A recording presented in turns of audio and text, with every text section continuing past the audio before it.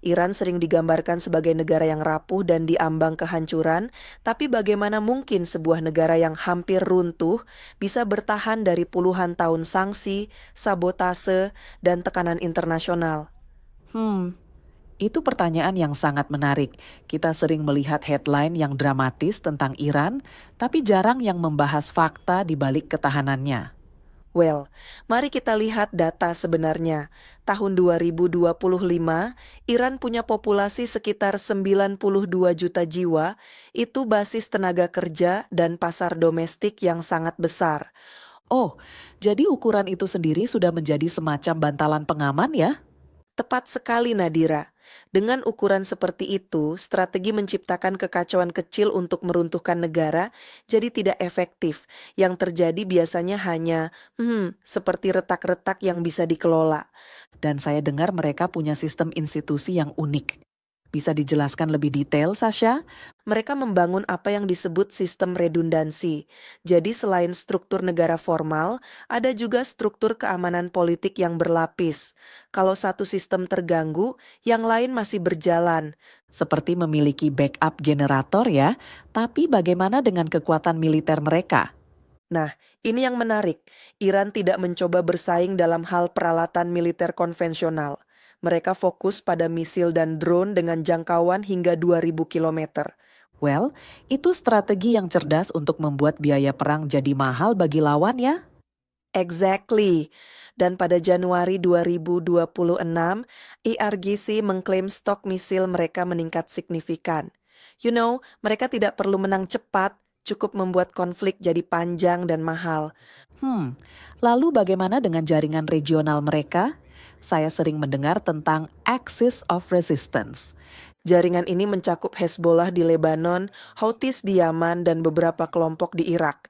Jadinya, ini bukan sekadar proksi, tapi aliansi dengan kepentingan yang beririsan. Dan itu membuat setiap ancaman terhadap Iran harus memperhitungkan banyak front sekaligus.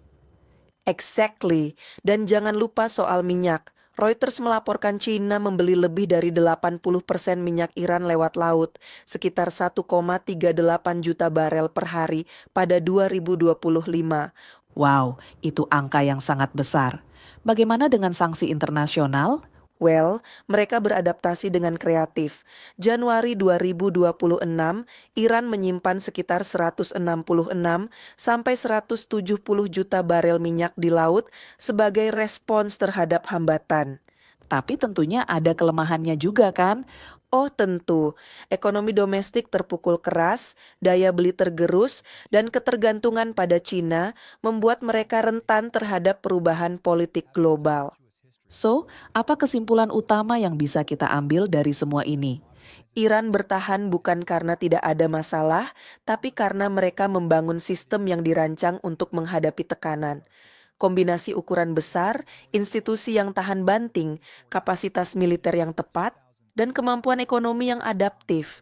Dan sepertinya kita perlu lebih kritis dalam membaca berita tentang Iran ya? Exactly. Kalau ingin memahami situasi Iran, lihat 3 hal. Arus minyak mereka, kapasitas misil drone, dan kekuatan jejaring regional. Selama ketiga hal itu masih berjalan, Iran mungkin sakit, tapi belum tentu runtuh. Well, ini sungguh membuka perspektif baru tentang bagaimana kita melihat geopolitik di Timur Tengah. Dan itulah yang membuat analisis geopolitik menarik. Realitas seringkali jauh lebih kompleks dari headline yang kita baca. Terima kasih sudah bergabung bersama kami dalam podcast ini. Saya Sasya dan rekan saya Nadira, presenter Artificial Intelligence dari TV One.ai. Sampai jumpa di podcast berikutnya.